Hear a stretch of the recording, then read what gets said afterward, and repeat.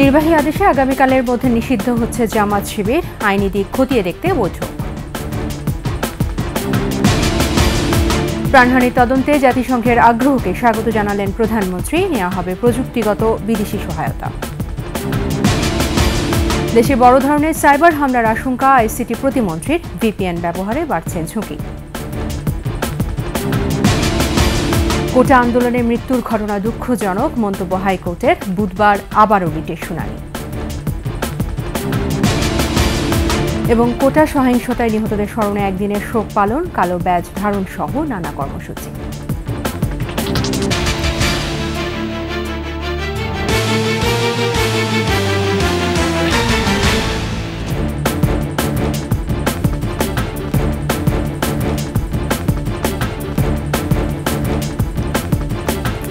শুনছিলেন first security ইসলামী bank PLC সংবাদ শিরোনাম। আমন্ত্রণ জানাচ্ছি সন্ধ্যা 7টার 21 সংবাদে। আপনাদের সাথে আছে আমি তাজনূর জামিন। 21 টেলিভিশনের সংবাদ একই সাথে সরাসরি দেখতে পাবেন আমাদের ফেসবুক পেজ www.facebook.com/2124 অনলাইনে। সংবাদে আরও থাকছে। ক্যান্সারের সাথে যুদ্ধ করে হেরে গেলেন হাসান আবিদুর রেজা জুয়েল, অন্তিম শয়ানে ব্যাংক তারকা শাফিন আহমেদ।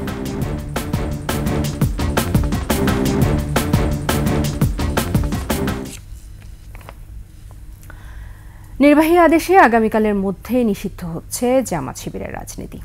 এ বিষয়ে আইনি প্রক্রিয়া খতিয়ে দেখতে স্বরাষ্ট্র মন্ত্রণালয়ে হয়েছে 11 মন্ত্রণালয়ের বৈঠক। এর আগে আইনমন্ত্রী আনিসুল হক জানান, দলটিকে নিষিদ্ধ করা হলে আইন শৃঙ্খলা পরিস্থিতির পাশাপাশি রাজনীতিরও অনেক উন্নতি হবে। মাননীয় প্রধানমন্ত্রী আমাকে নির্দেশ দিয়েছেন, এটা ঠিক যে আগামীকালকের মধ্যে একটা ব্যবস্থা নেওয়ার। কোন আইনি প্রক্রিয়ায় হবে সেটা যখন আমরা সিদ্ধান্ত নিব তখন বলবো। কোটা বিরোধী আন্দোলনের নামে যে সহিংসতা চালানো হয়েছে, আমাদের কাছে তথ্য উপাত্ত আছে যে এই জামাত, বিএনপি, ইসলামিক ছাত্র শিবির এবং ছাত্র দলের যারা জঙ্গি তারাই এটা করেছে। তো আপনি যে প্রশ্নের জবাব দিচ্ছেন, আমার মনে হয় যে এই দলটাকে যদি আপনার নিষিদ্ধ করা হয় তাহলে আইন শৃঙ্খলা এবং দেশের রাজনীতিরও অনেক উন্নতি হবে। কোটা সংস্কার আন্দোলন কেন্দ্র করে প্রাণহানির ঘটনার সুষ্ঠু মানসম্মত তদন্ত নিশ্চিতের লক্ষ্যে বিচার বিভাগীয় তদন্ত কমিটির জন্য প্রযুক্তিগত বিদেশি সহায়তা নেওয়া হবে। একই সঙ্গে তদন্ত কাজে জাতিসংঘের সহায়তার আগ্রহকে স্বাগত জানিয়েছেন প্রধানমন্ত্রী শেখ হাসিনা। গণভবনে প্রধানমন্ত্রীর সঙ্গে বাংলাদেশে নিযুক্ত জার্মানির রাষ্ট্রদূত আচিম ফোস্টার সাক্ষাৎ করতে এলে প্রধানমন্ত্রী এসব কথা বলেন। যথাযথ ও উচ্চ মানসম্পন্ন তদন্তের স্বার্থে বিদেশি প্রযুক্তিগত সহায়তা নেবার কথা জানান তিনি। সৌজন্য সাক্ষাতে আলোচনা হওয়া এই বিষয়গুলো পরে ব্রিফিংয়ে তুলে ধরেন প্রধানমন্ত্রীর প্রেস সচিব নাইমুল ইসলাম খান। জাতিসংঘের সঙ্গে তদন্তের সহযোগিতার ব্যাপারে যোগাযোগ করা হলে সংস্থাটি আগ্রহ প্রকাশ করেছে বলেও জানান প্রেস সচিব।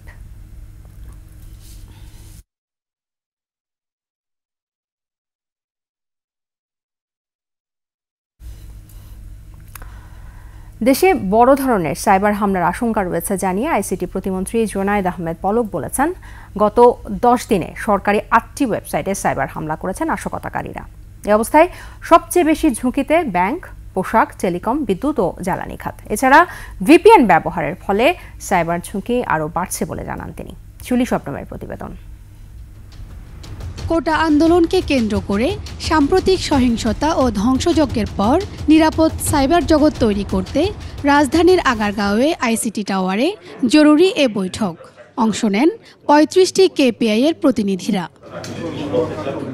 বৈঠক শেষে গোয়েন্দা তথ্যের ভিত্তিতে প্রতিমন্ত্রী জানান, একটি সাইবার অপরাধী চক্র রাষ্ট্রের ক্ষতি করার চেষ্টা করে যাচ্ছে। রপ্তানিমুখী শিল্পসহ সরকারি বেসরকারি বিভিন্ন প্রতিষ্ঠান সাইবার হামলার ঝুঁকিতে আছে। গুরুত্বপূর্ণ যেগুলো খাত, এগুলো প্রত্যেককেই আমরা সতর্ক করেছি যে এই ধরনের ফিজিক্যাল আক্রমণ যেরকম হচ্ছে হামলা, এর সাথে সাইবার আক্রমণও হচ্ছে এবং আরও বড় আকারে শক্তিশালী আক্রমণ হতে পারে। গত 10 দিনে সরকারের 8টি ওয়েবসাইটে 50,000-এর বেশি সাইবার হামলা হয়েছে জানিয়ে প্রতিমন্ত্রী বলেন, 70টি শিক্ষা প্রতিষ্ঠানও শিকার হয়েছে। তবে কোনো অর্থ বা তথ্য চুরি হয়নি। কোনো ওয়েবসাইট হ্যাক হয়নি, যেটা টিএনএস সিস্টেম যেটা বলে, সেটাকে আসলে ডাইভার্ট করে কেউ যখন ওই ওয়েবসাইটে ব্রাউজ করতে গিয়েছে তখন তাকে ওখান থেকে ডাইভার্ট করে অন্য একটা সাইটে গিয়ে সেটা শুধু ফ্রন্ট পেজটা দেখানো হয়েছে যে এই ওয়েবসাইটটি হ্যাক হয়েছে। বাংলাদেশ ব্যাংকের ওয়েবসাইট হ্যাক হয়নি। বৈঠকে সাইবার হামলা এড়াতে ভিপিএন ও লাইসেন্সবিহীন পাইরেটেড সফটওয়্যার ব্যবহার না করতে প্রতিষ্ঠান সহ সবাইকে সতর্ক করা হয়। স্বল্প জনবল দিয়েও কিভাবে তাদের নক সক সার্ট আমরা গঠন করে দিতে পারি সেজন্য আমরা সহযোগিতা করব। শিউলি স্বপ্নম, একুশে টেলিভিশন, ঢাকা। আন্দোলনকারীদের উপর গুলি না চালানোর নির্দেশনা ও 6 জন কোটা সমন্বয়কের ডিবি হেফাজত থেকে মুক্তির নির্দেশনা চেয়ে রিটের শুনানি আগামীকাল পর্যন্ত মুলতবি। বিচারপতি মোস্তফা জামান ইসলাম ও বিচারপতি এস.এম. মাসুদ হোসেন দোলনের বেঞ্চ আজকের শুনানিতে বলেছেন, সব মৃত্যুর ঘটনাই দুঃখজনক। কোটা বিরোধী আন্দোলনকে কেন্দ্র করে সহিংসতা ও প্রাণহানির ঘটনা লজ্জাজনক। এর আগে গতকাল আন্দোলনকারীদের উপর গুলি না চালানোর নির্দেশনা ও 6 জন সমন্বয়কের ডিবি হেফাজত থেকে মুক্তির নির্দেশনা চেয়ে রিট দায়ের করা হয়। সুপ্রিম কোর্টের আইনজীবী মনজুর আল মতিন পিতম ও আইনুন নেহার সিদ্দিকা লিপি রিটটি দায়ের করেন। পুলিশ আইনগতভাবে কখন করতে পারে? 1 নম্বর, যদি ম্যাজিস্ট্রেটের কাছ থেকে পারমিশন নিতে হবে তাকে, যদি কোনো একটা অ্যাসেম্বলিকে ডিসপার্স করার জন্য সেটি করতে হয়, কিন্তু সেরকম কোনো আদেশ আমরা দেখতে পাইনি। সবার উপরে কর্তব্য রয়েছে যাতে আমাদের সংবিধান ঠিকমতো প্রয়োগ করা হয়, এই দায়িত্ব নিয়ে আমরা এখানে এসেছি, আর কোনো কিছু করার জন্য না। তৃতীয় পক্ষ আপনি ছাত্রর বাইরে যারা এখানে আসছে, তারা টোকাই আছে, তারা বিএনপি, জামাত, জঙ্গি, এই জঙ্গিও সারা বাংলাদেশের জঙ্গিরা এখানে উপস্থিত জড়ো করছে। আওয়ামী লীগ ছিল লাঠি নিয়ে। কোটা আন্দোলনের শেষ হওয়ার পর নতুন একটা বিক্ষোভ হবে। রিট পিটিশনাররা 2 জন আইনজীবী ওনারা বলছেন ছাত্ররা একটা বিক্ষোভ করবে, ওই বিক্ষোভে যাতে গুলি করা না হয়। আমরা কোর্টকে বলেছি কোনো ছাত্র কোর্টে আসে নাই এবং কোনো ছাত্রদেরকে পুলিশ গুলি করে নাই, করলেও যদি করে থাকে সুপ্রিম কোর্টের অ্যাপিলেট ডিভিশনের আদেশ অনুযায়ী প্রতিটা ঘটনার জন্য তদন্ত হবে।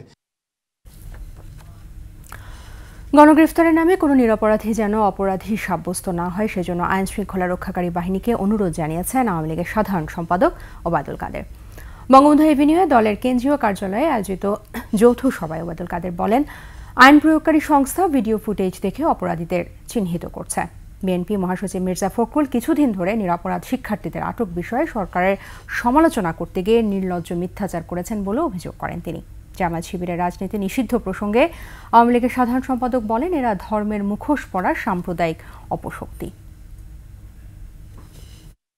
অন্য নিরপরাধ ব্যক্তিকে আমাদের জানা মতো আটক করা হচ্ছে না এবং নিরীহ তথা সাধারণ শিক্ষার্থীগণ যাতে হয়রানির শিকার না হয় সে লক্ষ্যে মাননীয় প্রধানমন্ত্রী শেখ হাসিনার নির্দেশনা রয়েছে।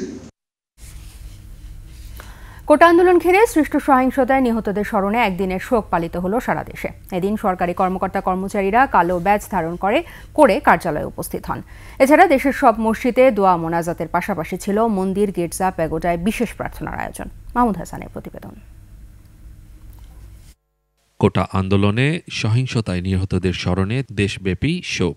সচিবালয়ে ঘুরে দেখা গেছে সব কর্মকর্তা কর্মচারীরাই কালো ব্যাজ ধারণ করে নিজেদের দায়িত্ব পালন করছেন। নিহতদের স্মরণে প্রতিটি মসজিদে জোহরের নামাজ শেষে বিশেষ মোনাজাত করা হয়। বাইতুল মোকাররম জাতীয় মসজিদে আহতদের সুস্থতা এবং নিহতদের রুহের মাগফিরাত কামনা করা হয়। মন্দির, গির্জা ও প্যাগোডায় বিশেষ প্রার্থনা করা হয়। এ ধরনের মৃত্যু যাতে আর না ঘটে সেজন্য প্রার্থনা করেন তারা। রাজধানীর বাইরে দেশের বিভিন্ন স্থানে আওয়ামী লীগ নেতাকর্মীরা দলীয় কার্যালয়ে কালো ব্যাজ পরে শোকসভায় অংশ নেন। কোটা আন্দোলনে সহিংসতায় এই পর্যন্ত 150 জনের মৃত্যুর তথ্য দিয়েছে সরকার। মাহমুদ হাসান, একুশে টেলিভিশন। অন্যদিকে দেশজুড়ে সহিংসতা ধ্বংসযজ্ঞের প্রতিবাদে ব্রিটিশ পার্লামেন্টের সামনে সমাবেশ করেছে যুক্তরাজ্য আওয়ামী লীগ। এতে যোগ দেন ব্রিটিশ পার্লামেন্টের ডেপুটি স্পিকার ক্যারোলিন নক্স ও প্রভাবশালী 8 ব্রিটিশ এমপি। গুজব ছড়িয়ে আন্তর্জাতিক মহলে বাংলাদেশের ভাবমূর্তি ক্ষুণ্ণ করার প্রতিবাদ জানান নেতাকর্মীরা। আশরাফ শুভর রিপোর্ট। কোটা সংস্কার আন্দোলন ভর করে সারা দেশে সহিংসতা আগুন লাগানো, ধ্বংসযজ্ঞ চালায় দুর্বৃত্তরা, ধ্বংস করে রাষ্ট্রীয় সম্পদ। এই ঘটনা নাড়া দিয়েছে বিশ্বকেও। দেশজুড়ে এই নৈরাজ্যের নিন্দা জানিয়ে ব্রিটিশ পার্লামেন্টের সামনে বিক্ষোভ সমাবেশ করেছে যুক্তরাজ্য আওয়ামী লীগ। এতে যোগ দেন ব্রিটিশ পার্লামেন্টের ডেপুটি স্পিকার ক্যারোলাইন নক্স এবং স্টেট মিনিস্টার জিম ম্যাকমোহন সহ 8 ব্রিটিশ এমপি। বাংলাদেশের নির্বাচিত সরকার রয়েছে উল্লেখ করে এই দেশ কিভাবে পরিচালিত হবে সেই বিষয়ে মন্তব্য করার সুযোগ নেই বলে জানান লেবার পার্টির এমপি পাউলেট হ্যামিল্টন।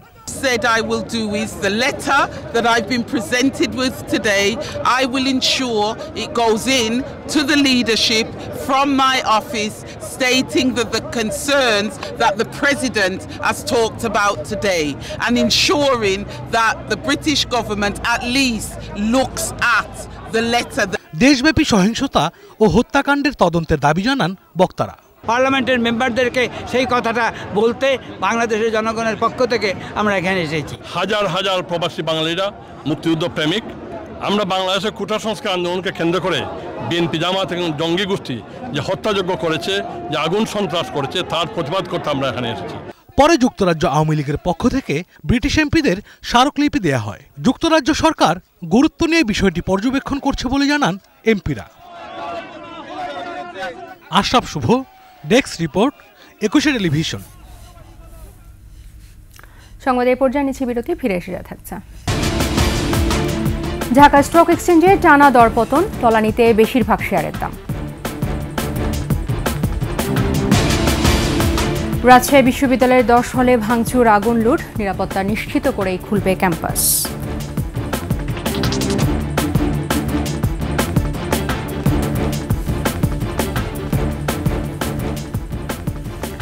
আবার আমন্ত্রণ, আপনারা দেখছেন সন্ধ্যা 7টার 21 সংবাদ। আন্দোলনকারী ছাত্রদের সঙ্গে পুলিশের কোনো বিরোধ নেই। বিএনপি জামাতে যারা নাশকতা করেছে তাদের বিরুদ্ধেই পুলিশের অভিযান চলছে বলে জানিয়েছেন জেএমপির যুগ্ম কমিশনার বিপ্লব কুমার সরকার। দুপুরে নিজ কার্যালয়ে সাংবাদিকদের আরও জানান, ভিডিও ফুটেজে দেখে এবং যারা রিমান্ডে আছে তাদের কাছ থেকে গুরুত্বপূর্ণ তথ্য পাওয়া যাচ্ছে। সন্ত্রাসী কার্যক্রমে যারা জড়িত ছিল তাদেরকেই শুধু গ্রেফতার করা হচ্ছে। ব্লক রেডে কোনো সাধারণ মানুষ হয়রানির শিকার না হয় সে বিষয়ে গুরুত্ব দেওয়া হচ্ছে বলেও জানান ডিএমপির যুগ্ম কমিশনার বিপ্লব কুমার সরকার। এই পর্যন্ত বিভিন্ন থানায় যে মামলাগুলো হয়েছে তার শতভাগ সুষ্ঠু তদন্ত হবেও বলে জানিয়েছেন তিনি। ছাত্রছাত্রীদের সঙ্গে পুলিশের কোনো বিরোধ নেই। আমাদের টার্গেট হচ্ছে যারা নাশকতাকারী, সেই জামাত শিবির চক্র যারা এবং বিএনপির যারা সন্ত্রাসী, আমরা তাদেরকে ধরার জন্য, যারা একেবারে ভিডিও দেখে দেখে, ফুটেজ দেখে দেখে আমরা তাদেরকে ধরার জন্য আমরা প্রাণপণে কাজ করে যাচ্ছি। ধারাবাহিক দরপতনে ঢাকা স্টক এক্সচেঞ্জের গড় প্রাইস আর্নিং রেশিও গত 1 দশকে সর্বনিম্ন পর্যায়ে নেমে এসেছে। বাজারের এমন পরিস্থিতিতে সরকারের জোরালো পদক্ষেপ চান বিনিয়োগকারীরা। তবে বিশ্লেষকরা বলছেন, অনেক শেয়ার এখন দীর্ঘমেয়াদী বিনিয়োগের জন্য উপযোগী। যেসব প্রতিষ্ঠান নিয়মিত ডিভিডেন্ড দেয় সেসব শেয়ারে বিনিয়োগে ঝুঁকি কম। মেহেদি হাসানের রিপোর্ট। অনেকদিন ধরেই গতিহীন দেশের পুঁজিবাজার। সূচক একদিন বাড়ে তো দুদিন কমে। এমন পরিস্থিতিতে বাজার ঘুরে দাঁড়াবে আশা করে বারবার বুক বাঁধেন বিনিয়োগকারীরা, কিন্তু প্রতিবারই হতাশ হচ্ছেন তারা। জানান, শেয়ারের দাম কমতে কমতে অনেকেরই এখন পুঁজি হারানোর উপক্রম হয়েছে। দেশের অর্থনৈতিক অবস্থা, শেয়ার যতগুলো দেশ আছে তার মধ্যে এটা সন্তোষজনক পর্যায়ে আছে এখনও, অথচ শেয়ার মার্কেট দেখলে মনে হয় দেশ দেউলিয়া হয়ে গেছে। ব্যাংকে গেলে কিন্তু টাকা পাওয়া যায়, অর্থাৎ ব্যাংকে টাকা আছে, আর শেয়ার বাজারে আসলে মনে হয় যে এখানে কোনো অস্তিত্ব নাই। এমন পরিস্থিতিতে বাজারকে সমর্থন দেওয়ার কথা প্রাতিষ্ঠানিক বিনিয়োগকারীদের, কিন্তু এই বাজারে কথিত প্রাতিষ্ঠানিক বিনিয়োগকারীরা আসলে কতটা প্রাতিষ্ঠানিক সেই প্রশ্ন বিশ্লেষকদের। আমাদের কোনো প্রভিডেন্ট ফান্ড এখানে ট্রেড হয় না, আমাদের এখানে কোনো গ্র্যাচুইটি ফান্ড ট্রেড হয় না, যেটা সারা পৃথিবীতে এই ধরনের বড় বড় ফান্ডগুলো ট্রেড হয়। বড় বড় ফান্ডগুলো বিনিয়োগে আগে আসে, তারা সরকারের এই উন্নয়ন অগ্রযাত্রায় অংশগ্রহণ করে, যেটা আমাদের বাংলাদেশে একেবারেই নাই। আমাদের এখানে প্রাতিষ্ঠানিক বিনিয়োগকারী বলতে আমার কোম্পানিটাই একটা প্রতিষ্ঠান যেটা একজন ব্যক্তির ইচ্ছায় চলে। এদিকে নিয়মিত দরপতনে ভালো মৌলভিত্তির কোম্পানিগুলোর শেয়ারের দাম এখন যে পর্যায়ে নেমেছে তাতে এসব শেয়ারে দীর্ঘমেয়াদী বিনিয়োগ করলে লোকসানের শঙ্কা নেই। কিন্তু ডিভিডেন্ড উপভোগ করার মতো মানসিকতা বেশিরভাগ বিনিয়োগকারীর মধ্যে দেখা যায় না বলে জানালেন বিশেষজ্ঞরা। মাল্টিনেশনাল কোম্পানিগুলো ভালো ডিভিডেন্ড দিয়েছে, মানে রেকর্ড পরিমাণ ডিভিডেন্ড তারা দিয়ে যাচ্ছে, বা সম্ভাব্যতা যা রিজার্ভের পরিমাণ যা সেই হিসাবে অন্যান্য মাল্টিনেশনাল কোম্পানি বা ব্লু চিপগুলো যেটাতে আপনি শুরু করলেন সেটারও কিন্তু সেরকম প্রত্যাশিত ডিভিডেন্ড আছে।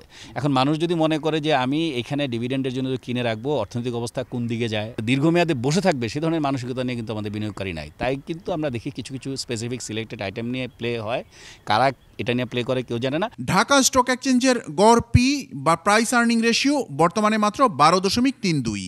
2010 সালে যা ছিল প্রায় 31।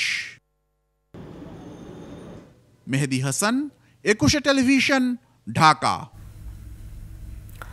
কোটা সংস্কার আন্দোলনের উপর ভর করে ছাত্র শিবির ছাত্রদলের সহিংসতায় রাজশাহী বিশ্ববিদ্যালয়ের 10টি হলে প্রায় 4 কোটি টাকার ক্ষতি হয়।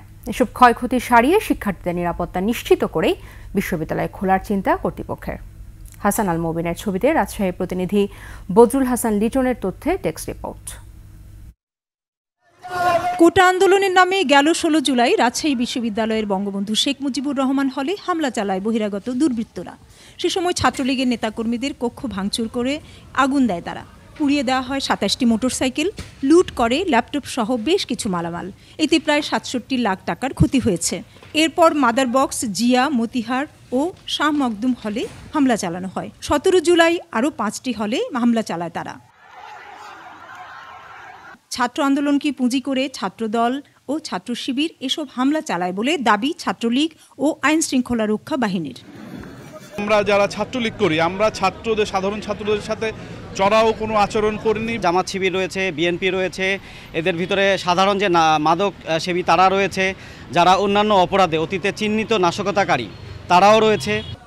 দুর্বৃত্তদের হামলায় বিশ্ববিদ্যালয়ের 10টি হলের 158টি কক্ষ ক্ষতিগ্রস্ত হয়। ক্ষয়ক্ষতির পরিমাণ প্রায় 4 কোটি টাকা। ছাত্রদের যে মুভমেন্ট ছিল বা দাবি ছিল তার প্রতি কিন্তু আমরা তাদের সাথে সবসময় ছিলাম। প্রায় আনুমানিক 4 কোটি টাকার মতো আমার বিশ্ববিদ্যালয়ের ক্ষয়ক্ষতি হয়েছে। একটা তদন্ত কমিটি করে দিয়েছি। সাধারণ ছাত্রদের কাছ থেকে আন্দোলন ছিনতাই হয়ে ক্ষণে ক্ষণে রূপ পাল্টেছে, যা আগামী দিনের জন্য অশনি সংকেত বলে মনে করছেন উপাচার্য ও রাজশাহী সিটি মেয়র। ধ্বংসাত্মক কাজ করতে তাদের হাতে নেতৃত্ব চলে গিয়েছিল সম্পূর্ণ, ফলে তাদেরকে ট্র্যাক করা এবং তাদেরকে তাৎক্ষণিকভাবে করা অনেক সময় প্রশাসনের জন্য একটু কঠিন হয়ে পড়ে। সবাইকে অনুরোধ করব শান্ত হতে, সুস্থ হতে, এবং বিশেষ করে বিশ্ববিদ্যালয় যখন খোলার পরিবেশ হবে আমরা খুলব, শিক্ষার্থীদেরকে নিয়ে বসবো এবং এই সকল বিষয় নিয়ে শিক্ষার্থীদেরকে চিন্তা ভাবনা করতে হবে। বিশ্ববিদ্যালয় ক্যাম্পাসের বাইরে 18 জুলাই মহিলা কলেজের সামনে পুলিশের গাড়িতে হামলা ও ভাঙচুর করা হয়। সহিংসতার এসব ঘটনায় মামলা হয় 16টি, গ্রেফতার 3 শতাধিক। Banushree Dolly, desk report, 21 television. একজু ক্যান্সারের সাথে যুদ্ধ করে অবশেষে হেরে গেলেন ধ্রুপদী গানের শক্তিমান কণ্ঠশিল্পী হাসান আবিদুর রেজা জুয়েল। 56 বছর বয়সে প্রয়াণের আগে 3 দশকে 10টি মৌলিক একক অ্যালবাম দিয়ে ঋদ্ধ করেছেন বাংলার সঙ্গীতাঙ্গন। আরও জানাচ্ছেন আদিত্য মামুন।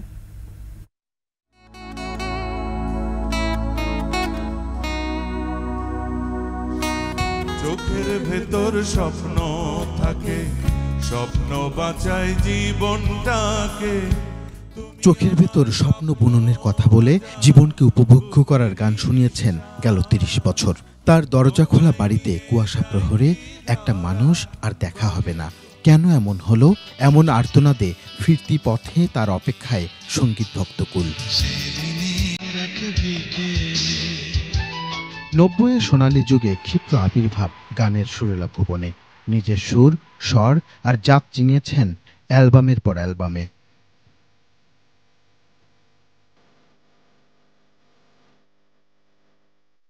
গিটার, গান ছাড়াও সঙ্গীত পরিচালক, অনুষ্ঠান পরিচালক আর সংগঠক হিসাবে জুয়েল ছিলেন অনবদ্য। নিজস্ব গায়কী ধাঁচের মতোই সাবলীল ছিল তার ব্যক্তিযাপনও। কোথায় তুমি, কোথায় আমি, দরজা খোলা বাড়ি। প্রায় 13 বছর লিভার ক্যান্সারে আক্রান্ত ছিলেন। পরে ফুসফুস এবং হাড়েও বাসা বাঁধে কর্কট রোগ। চিকিৎসাধীন অবস্থায় ঢাকায় জীবনাসান ঘটে ধ্রুপদী গানের অমর এই শিল্পীর। অভিমানে উড়ে যাওয়া মেঘের দলে। চেনা শহরে আর ফিরবেন না সঙ্গীত শিল্পী হাসান আবিদুর রেজা জুয়েল। নিরবচ্ছিন্ন সঙ্গীতে জীবনচ্ছেদ করলেও এক বিকেলের জুয়েল থাকবেন স্বমহিমায় ভাস্বর। আসবো না আর ফিরে কারো চোখের জলে, আমি তো হারিয়ে গেছি। আদিত্য মামুন, 21 টেলিভিশন, ঢাকা। এদিকে বাবা মার কবরের পাশে অন্তিম শয়নে শায়িত হলেন দেশের অন্যতম ব্যান্ড তারকা শাফিন আহমেদ। এর আগে বাদ জোহর গুলশানের আজাদ মসজিদে হয় কিংবদন্তি এই ব্যান্ড শিল্পীর নামাজে জানাজা। অংশ নেন শিল্পীর পরিবারের সদস্য সহ সঙ্গীতাঙ্গনের প্রবীণ ও নবীন মুখেরা। এদিকে একাধিক কনসার্টে অংশ নিতে গত 9 জুলাই যুক্তরাষ্ট্রে গিয়েছিলেন শাফিন আহমেদ। 20 জুলাই ভার্জিনিয়ায় একটি কনসার্টে গান গাওয়ার আগে অসুস্থ হয়ে হাসপাতালে ভর্তি হন বাংলাদেশের এই তারকা ব্যান্ড শিল্পী। পরে চিকিৎসাধীন অবস্থায় গেল 25 জুলাই শেষ নিঃশ্বাস ত্যাগ করেন মাইলস ব্যান্ডের জনপ্রিয় শিল্পী।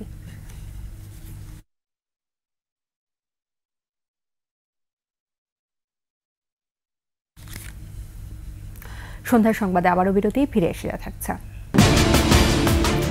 পাল্টাপাল্টি হামলার প্রস্তুতি নিচ্ছে ইসরায়েল ও লেবাননের হিজবুল্লাহ, সর্বাত্মক যুদ্ধের আশঙ্কা।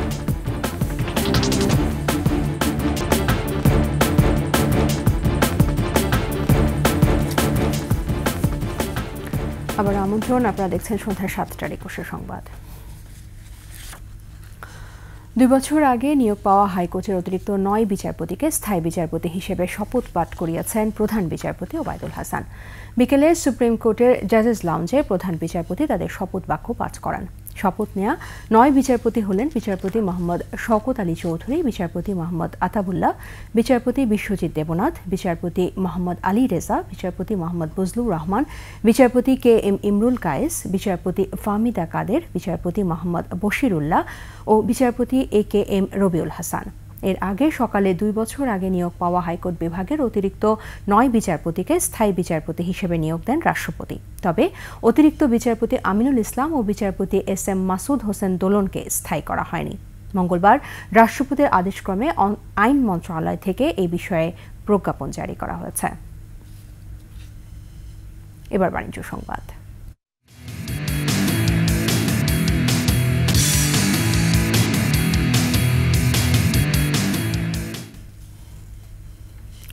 নানা জটিলতায় দিনাজপুরের হাকিমপুর খাদ্য গুদামে ধান সরবরাহে আগ্রহ কম কৃষকদের। আর সরকার নির্ধারিত দাম কমের কথা বলে পর্যাপ্ত চাল দিচ্ছেন না মিলাররাও। ফলে চলতি মৌসুমে ধান চাল সংগ্রহের লক্ষ্যমাত্রা পূরণ না হওয়ার শঙ্কা তৈরি হয়েছে। হিলি প্রতিনিধি সালাউদ্দিন বকুলের তথ্য ছবিতে টেক্স রিপোর্ট।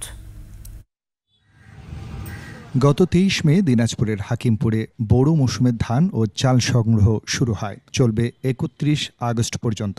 দাম কিছুটা বাড়িয়ে এবার 32 টাকা কেজি দরে কৃষকদের কাছ থেকে 772 মেট্রিক টন ধান ও 45 টাকা দরে মিলারদের কাছ থেকে 414 টন চাল সংগ্রহের লক্ষ্যমাত্রা ঠিক করে খাদ্য বিভাগ। কিন্তু জুলাই শেষ দিকে এসেও লক্ষ্যমাত্রা অনুযায়ী ধান সংগ্রহ হয়নি। ধানের গুণগত মান ও ব্যাংকের মাধ্যমে অর্থ গ্রহণ সহ কিছু শর্ত থাকায় সরকারি গুদামে ধান দিতে কৃষকদের আগ্রহ কিছুটা কম। কাঁচা দেখে নরম দেখে নেয় না, ফের টাকা ঝামেলা করে ব্যাংকে আমরা কৃষক লোক লেখাপড়া দেয় না, ব্যাংকে যাবা নেকবে, ওই জন্য আমরা ওই বাসাতে ধান আমরা দেই। আর গোডাউনে দিলে ধানটা জাত করা লাগবে, সেরকম মানে সুগান হতে হবে। এদিকে বেশি দামে ধান কিনে প্রতি কেজি চাল উৎপাদনে প্রায় 50 টাকা খরচ পড়েছে বলে দাবি মিলারদের। স্থানীয় 21 মিল মালিকের মধ্যে গুদামে চাল সরবরাহে চুক্তিবদ্ধ হয়েছে মাত্র 12 জন।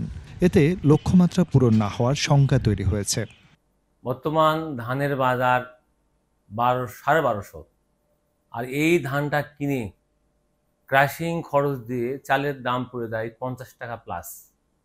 হয় সরকার দিচ্ছে আমাদের 45 টাকা, কিভাবে আমরা চাল দেবো? তবু আমাদের দিতে হবে, কন্ট্রাক্ট করেছি, না দিলে তো লাইসেন্স থাকবে না, কালো লিস্ট হবে, নানান চিন্তা ভাবনা করে আমরা লস খাইও চাল গোডাউনে সাপ্লাই দিই। আগস্ট মাস পর্যন্ত সময় থাকায় ধান চাল সংগ্রহের লক্ষ্যমাত্রা পূরণের আশা কর্মকর্তাদের। টার্গেটের কাছাকাছি চলে গেছি, 772, 456, সেক্ষেত্রে ঠিক আছে, সম্ভব হবে বলে আশা করি আর কি। এখনো সময় আছে তো। এখন পর্যন্ত 456 টন ধান ও 320 টন সিদ্ধ চাল সংগ্রহ করেছে খাদ্য বিভাগ। রাজীব জামান, ডেস্ক রিপোর্ট, 21 টেলিভিশন। শেষ করব সন্ধ্যা 7টার 21 সংবাদ। যাবার আগে ফার্স্ট সিকিউরিটি ইসলামী ব্যাংক পিএসসি সংবাদ শিরোনামগুলো জানাবো আরও একবার। নির্বাহী আদেশে আগামীকালের মধ্যে নিষিদ্ধ হচ্ছে জামাত শিবির, আইনি দিক খতিয়ে দেখতে বৈঠক। প্রাণহানির তদন্তে জাতিসংঘের আগ্রহকে স্বাগত জানালেন প্রধানমন্ত্রী, নেওয়া হবে প্রযুক্তিগত বিদেশি সহায়তা। দেশে বড় ধরনের সাইবার হামলার আশঙ্কা, আইসিটি প্রতিমন্ত্রীর, ভিপিএন ব্যবহারে বাড়ছে ঝুঁকি। কোটা আন্দোলনের মৃত্যুর ঘটনা দুঃখজনক, মন্তব্য হাইকোর্টের, বুধবার আবারও রিটের শুনানি। কোটা সহিংসতায় নিহতদের স্মরণে একদিনের শোক পালন, কালো ব্যাজ ধারণ সহ নানা কর্মসূচি।